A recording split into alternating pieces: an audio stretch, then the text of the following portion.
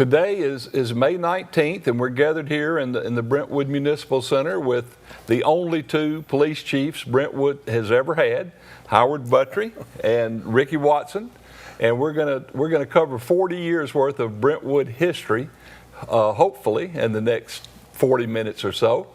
And I think it would be great, Howard. Not only were you were the first policeman that Brentwood hired, right? And I've heard just from other people in the community stories about that. What do you remember about being the first policeman?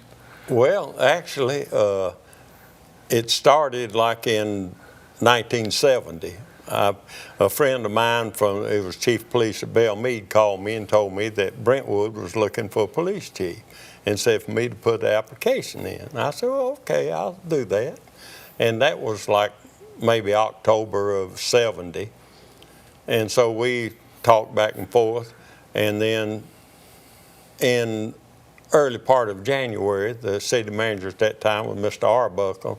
He called me and he asked me if I was still interested, and I told him. He said, well, you got the job. So I started to work the 1st of February of 1971. Of 71. Yeah. Now, was there anyone else, or were you truly nobody? That was it. That's the story that I had heard. That was my job, was to start a police department. And so when I sat down, and after I came to work here, I sat down and talked to him, and he said, your budget is $40,000. I said, that's not enough. And so then I called, and a friend of mine happened to be head of LEAA, which at that time was Law Enforcement Assistance Administration. And so I called him, and he said, yeah, we can help you. So we got a grant for police cars and radio equipment, and they paid 75% and we paid 25%. And I thought that was an awfully good deal, you know. But stretch the dollar. Yeah, and so they did. And in fact, one of the guys told me not long ago that they looked back in our first budget and our first bid on cars. I think we had 2 cars for like $2,200. $2,200. Yeah, $2,200. Well, now you had a deal, and I've forgotten, but help me with this about gasoline. You would like have an account somewhere. Is that how that worked? No, we had a deal that we had a gas tank put in, and we got gas and no tax on it because the state. It was allowed that. Yeah, and we didn't have to pay any tax on that. Okay. And so that was how that started. Well, now, when I first met you, which was '72, your office was in that little tiny building. Was that where you started out? No, we started out, actually, I started out at the City Hall on Pewitt, and then they moved me in the basement of where the Exxon service station is now. I didn't know that. Yeah, and they moved from there. We moved over to the tiny building behind Sullivan's dentist office, and we put the antenna up. We got a grant for a radio antenna and all there. People who remember that building have asked me how large it was, and I honestly couldn't say. But how big was that thing, Howard? Was it like 12 by 12 or something? Well, you could cuss a cat and get teeth in your mouth. Put it that way, you know. So it's the smallest building I've ever seen. It was small. It was, but we worked out of it fine, and really. It was fine. It was a lot of fun. It really was. Yeah, those were fun days. It was. And then our city manager at that time, and they negotiated, and they bought the building on Wilson Pike. And everybody moved over there. They got all the offices over there on it. I remember when that took place. That was so that actually 116 Wilson Pike. Yeah. The actual location. Yeah. Well, the Mexican restaurant is there now. It is. It is. What's the name of that, Rick? The McCaslin or Mazatlan. Yeah. Mazatlan. For those of you who are watching, in fact, the city owned the whole building. They did. Yeah. The city bought the building, and for those of you who are watching, where you go to eat at Mazatlan restaurant is where the police department was. Exactly. Well, in fact, it was a some type of workout. Yes.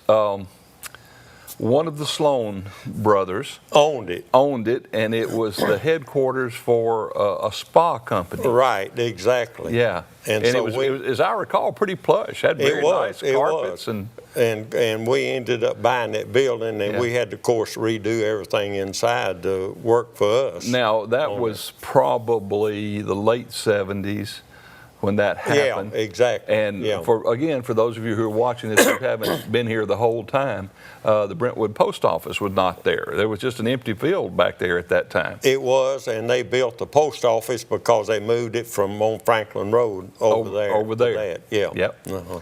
And that actually sits in Davidson County. It does. Half of that. That's another story. For those of you who have heard this story, the attorneys reviewed the purchase and said, "Oh, that's fine. Since you're a city, you won't have to pay taxes to another city." Well, they were wrong.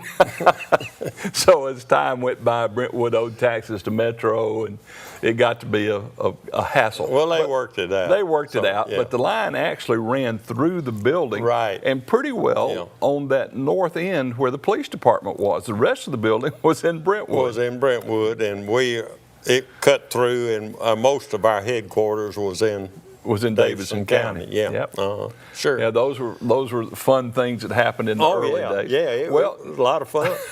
Well, at some point it grew from one to some other number. What happened? We actually, when we started, after we got all of our grants and did all of our bidding and everything, we actually started patrolling the 1st of April of '71. And I told them at that time, I said, now remember, once we start, we can't stop. It's got to be 24/7. And so they agreed that was plausible for them. And so that's what we did. I remember, but you tell everybody how many employees you had to do that. Well, I had 4. That's right. And we worked the system out to where every 3rd week you'd work 6 days rather than 5. On it. And we had 24-hour coverage. Yes, and that worked. Unless somebody got sick. Well, that messed up the whole program then. So we didn't allow sickness in No, those we days. just didn't allow them to be sick.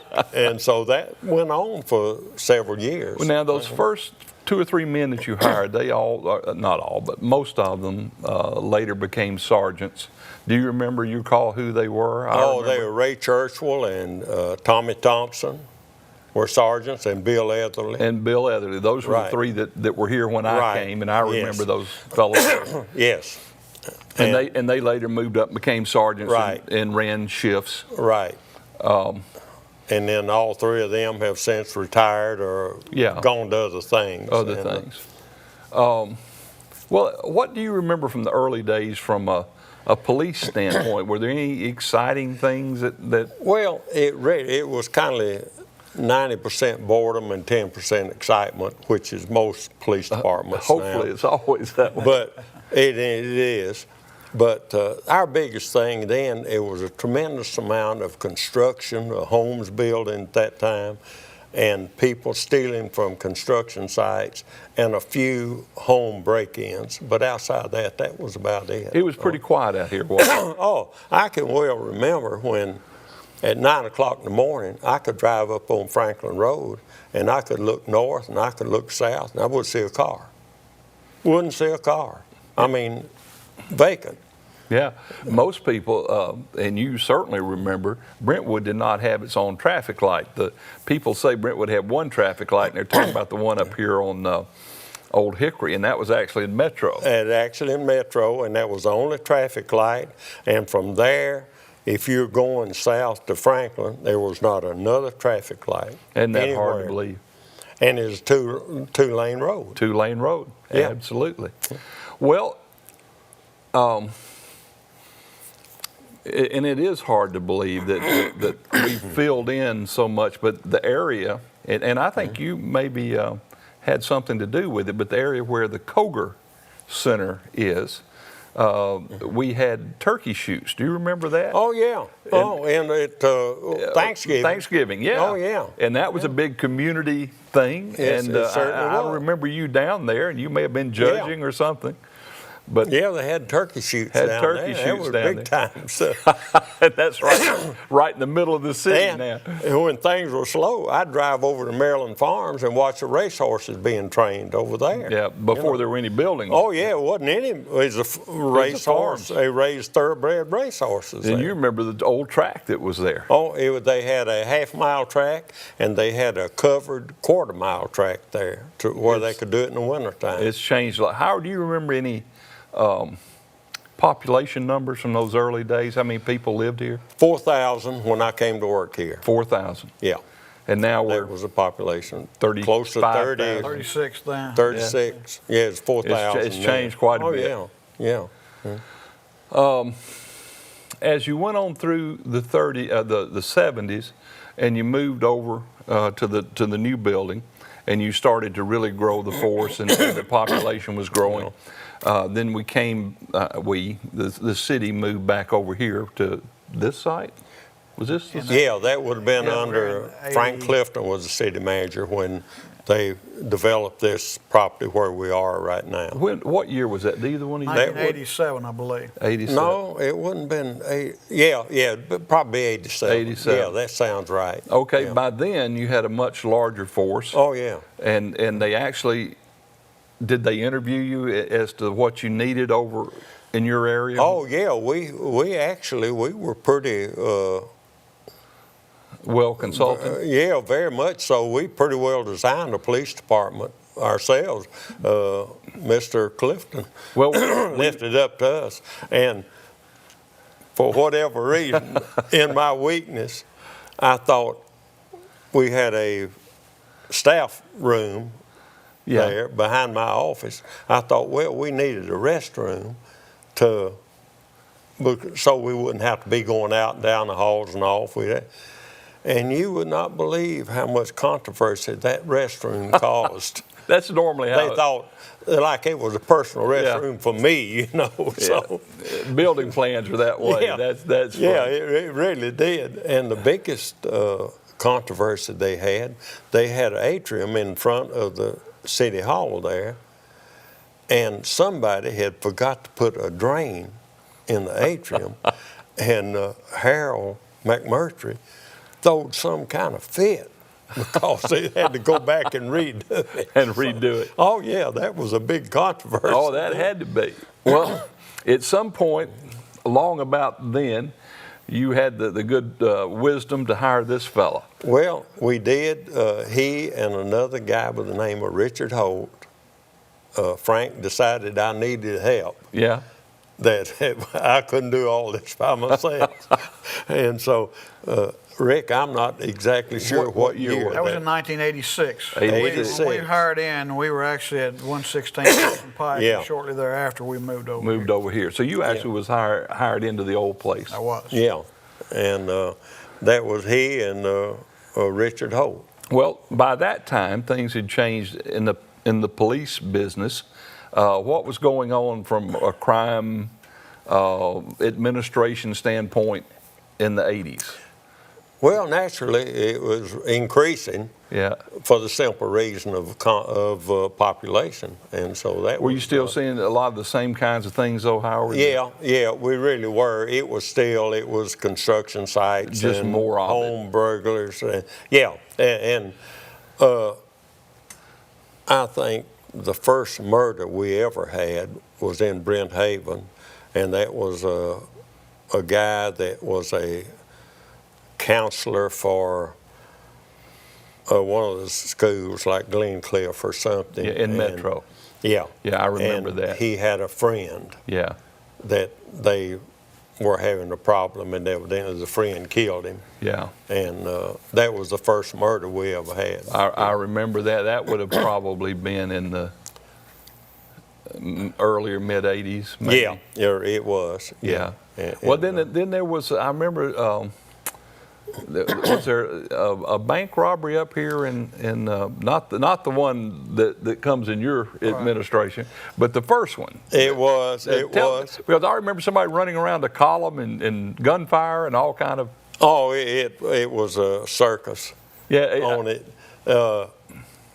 We had a guy that held up the Williams County Bank, and his mama was in the car with him when he did it, and she didn't know it. And she didn't know what was going on. I mean, that was that kind of thing, you know.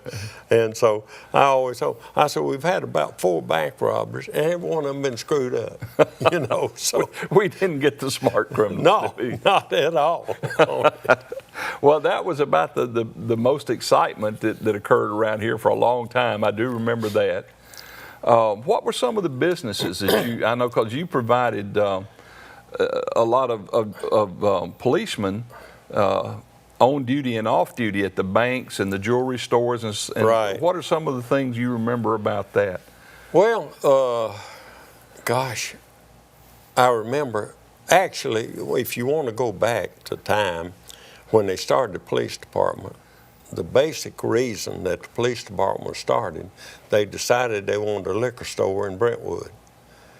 And so the state law says you've got to have a municipal police department if you have a liquor store. I did not know that. Yes, We've learned some history. It's still there now.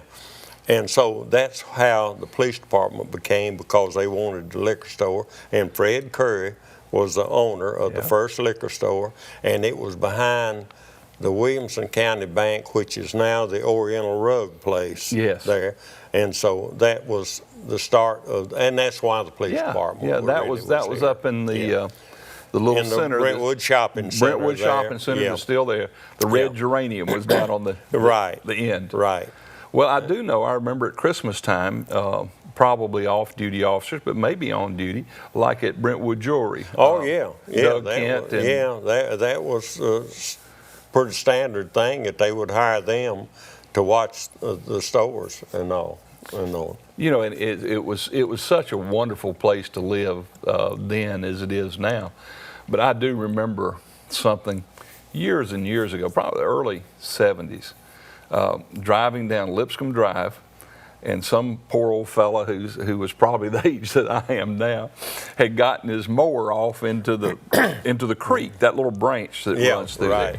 And he couldn't get it out, and he was pulling on it. Well, police car was coming down. They stopped the car, and they went down, got his mower out for him, got him all going, and got back in the car and went on. And I thought what a great place to live. Yeah, it is. It really was. We had a good time back then. We really did. We laughed about it a lot but we just really back at that time, it was really a nice place to live, to raise children, and we had a good time. It was a fun place. Everybody knew everybody, and they pretty well so. They did, yeah. And well, now, when did you actually retire? What year? I retired in 2000. In 2000. Yeah. Okay, so we've skipped the 90s. Rick came in '86 as a captain. He did. And then became what, assistant chief? No, we never had the rank of assistant chief, but that was kind of the equivalent of that. It was. And so when I retired, I recommended him for chief, and he got it. That's one of his weaker moments. That's right.